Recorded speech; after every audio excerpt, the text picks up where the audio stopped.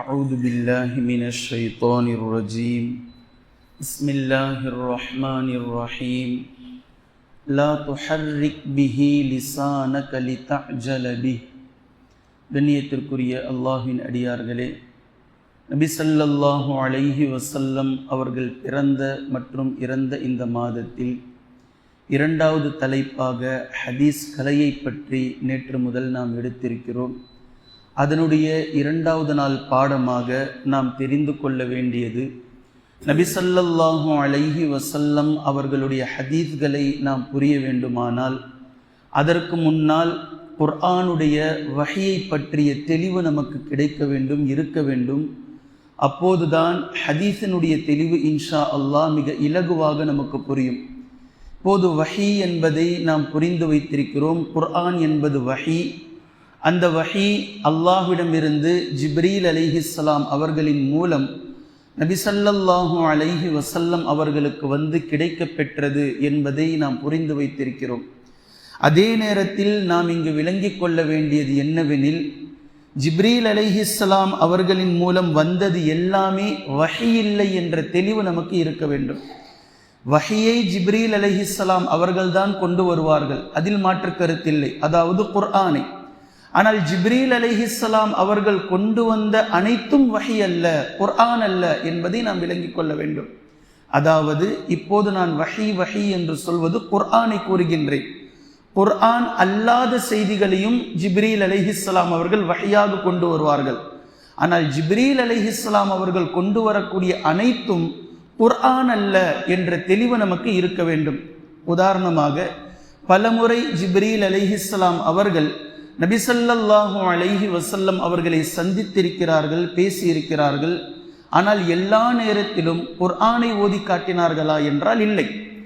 பிரபல்யமான இந்த ஹதீஸை மீண்டும் மீண்டும் நாம் சொல்லுகின்றோம். ஹதீஸே ஜிப்ரீல் அலைஹிஸ்ஸலாம் அவர்கள் திஹியத்துல் கல்பி என்று சொல்லக்கூடிய ரலியல்லாஹு அன்ஹு சஹாபியினுடைய உருவத்திலே வந்திருக்கிறார்கள். சஹாபாக்களுக்கு முன்னிலையிலேயே சஹாபாக்கள் அவர்களை உற்று நோக்கி கொண்டிருக்கும் போதே ஜிப்ரீல் அலைஹிஸ்ஸலாம் அவர்கள் நபி ஸல்லல்லாஹு அலைஹி வஸல்லம் அவர்களுக்கு நெருக்கமாக வந்து, இஸ்லாத்தை பற்றி எனக்கு கூறுங்கள், ஈமானை பற்றி எனக்கு கூறுங்கள், இஹ்சானை பற்றி எனக்கு கூறுங்கள், மறுமை நாள் எப்போது வரும், சரி அதனுடைய அடையாளத்தை எனக்கு கூறுங்கள் என்று ஜிப்ரீல் அலைஹிஸ்ஸலாம் அவர்கள் கேட்க, நபி ஸல்லல்லாஹு அலைஹி வஸல்லம் அவர்கள் அதற்கான பதில்களை கொடுக்க, இந்த சம்பாஷணை சஹாபாக்களுக்கு மத்தியில் மஸ்ஜிதுன் நபவியில் நடந்ததை நாம் ஹதீஸிலே பார்க்கிறோம். இது ஹதீஸே ஜிப்ரீல், இது குர்ஆன் அல்ல.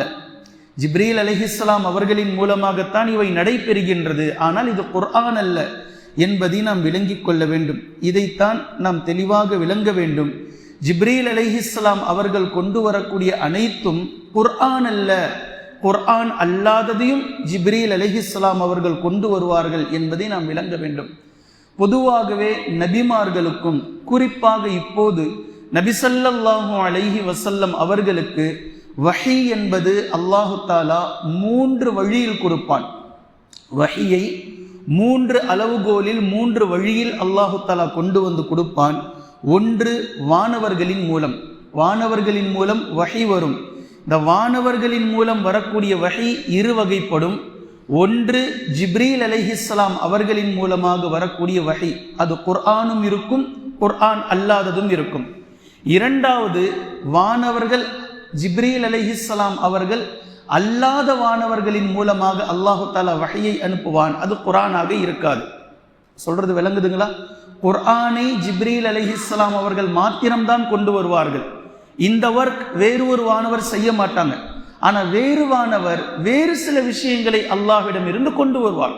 உதாரணத்திற்கு இஸ்ராஃபீல் அலைஹிஸ்ஸலாம் அவர்களும் நபி ஸல்லல்லாஹு அலைஹி வஸல்லம் அவர்களை வந்து சந்தித்திருக்கிறார்கள். ஜிப்ரீல் அலைஹிஸ்ஸலாம் அவர்கள் பயந்த அந்த ஹதீஸ் நான் இதை ஜும்மாவில் சொல்லி இருக்கின்றேன். நபி ஸல்லல்லாஹு அலைஹி வஸல்லம் அவர்களும் ஜிப்ரீல் அலைஹிஸ்ஸலாம் அவர்களும் அமர்ந்து பேசிக் கொண்டிருக்கும் நேரத்தில் திடீரென்று வானத்திலிருந்து ஒரு அசரீரி சப்தம், ஒரு கதவு திறந்தது.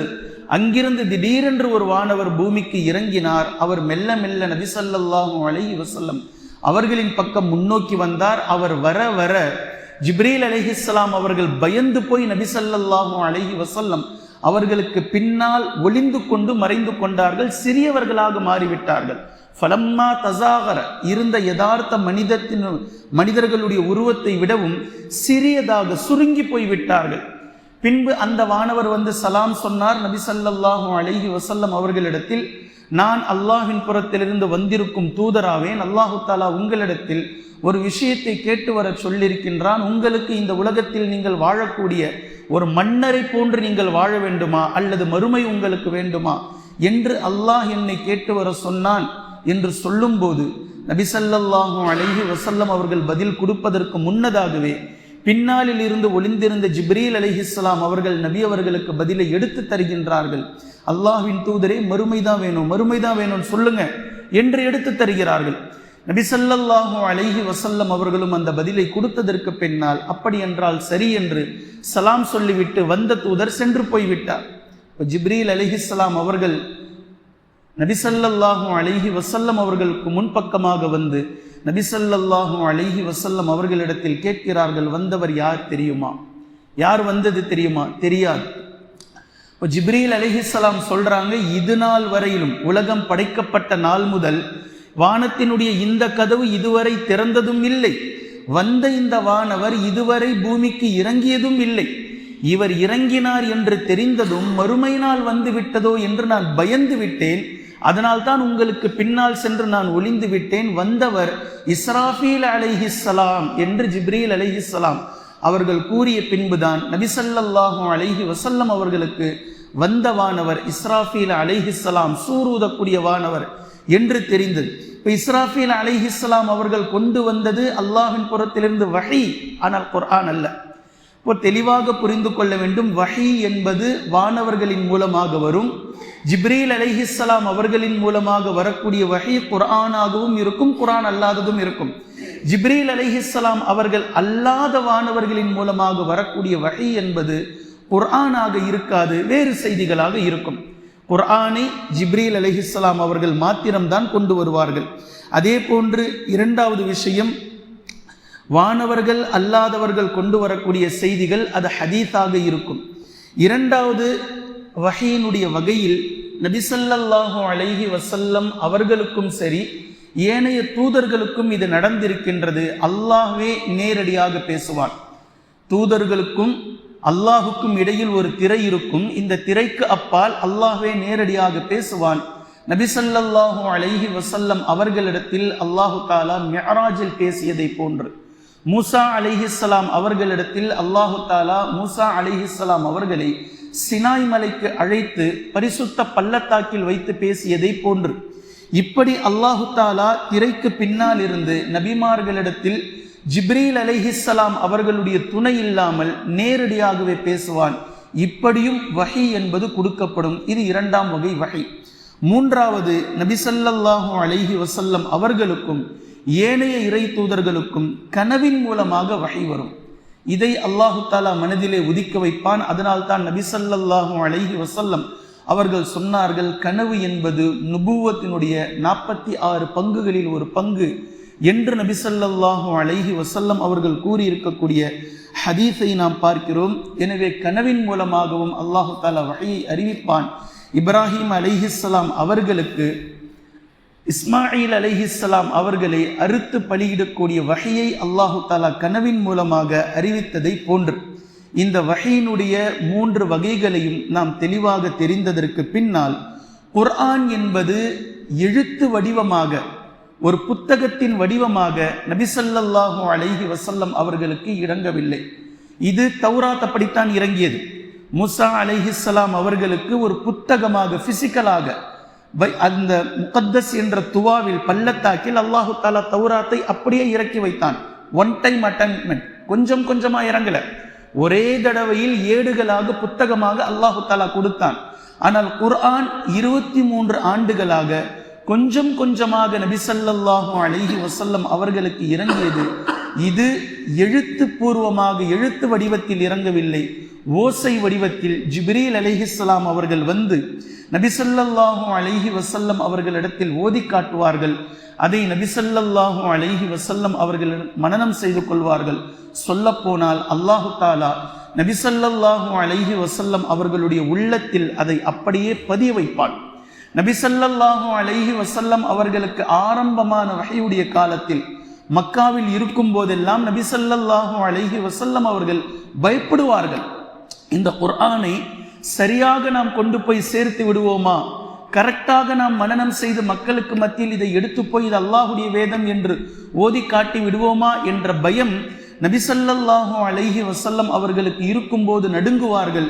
இந்த நேரத்தில் ஜிப்ரீல் அலைஹிஸ்ஸலாம் அவர்கள் ஓத ஓத மறந்து விடுவோமோ, அதாவது சில நேரங்களில் ஒரு முழு சூரா இறங்கும், ஒன்றரை பக்கம், ஒரு பக்கம், 2 பக்கங்கள் என்று முழு பக்கங்களாக இறங்கக்கூடிய நேரத்தில் நபி ஸல்லல்லாஹு அலைஹி வஸல்லம் அவர்கள் பயந்து போய் கூட கூட ஓத ஆரம்பிப்பார்கள் ஜிப்ரீல் அலைஹிஸ்ஸலாம் அவர்களோடு. அப்போது அல்லாஹு தஆலா நபி ஸல்லல்லாஹு அலைஹி வஸல்லம் அவர்களுக்கு ஆறுதல் அளிக்கின்றான். லா துஹர்ரிக் பிஹி லிசானக லிதஅஜல பி, நபியே உங்களுடைய நாவை நீங்கள் அசைக்க வேண்டாம். அவசரப்பட்டு பதட்டத்தில் நம்ம என்ன செய்ய போறோமோ என்று நீங்கள் பயந்து பதட்டத்தில் நீங்கள் நாவை அசைக்க வேண்டாம். லா துஹர்ரிக் பிஹி லிசானக லிதஅஜல பி இன்ன அலைனா ஜம்அஹு வ குர்ஆனா, இந்த குர்ஆனை ஒட்டுமொத்தமாக உங்களுடைய உள்ளத்தில் சேர்க்க வேண்டியது நம்முடைய பொறுப்பு.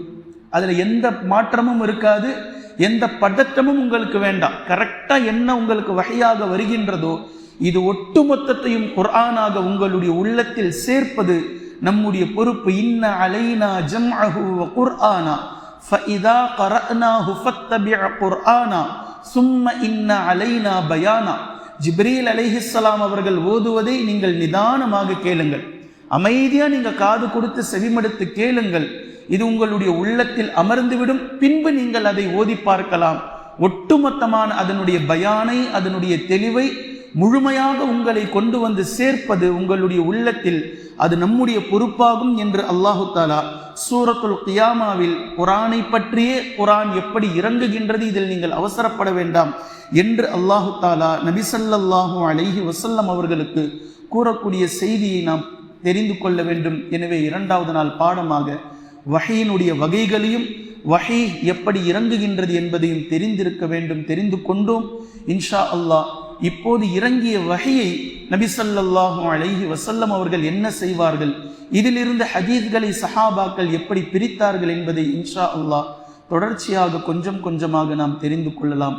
குர்ஆனையும் ஹதீஸையும் தெளிவாக விளங்கிக் கொள்ளவும் அதை நடைமுறைப்படுத்தக்கூடிய அடியார்களாகவும் அல்லாஹ் நம்மை ஆக்குவானாக. சுப்ஹானக்கல்லாஹும்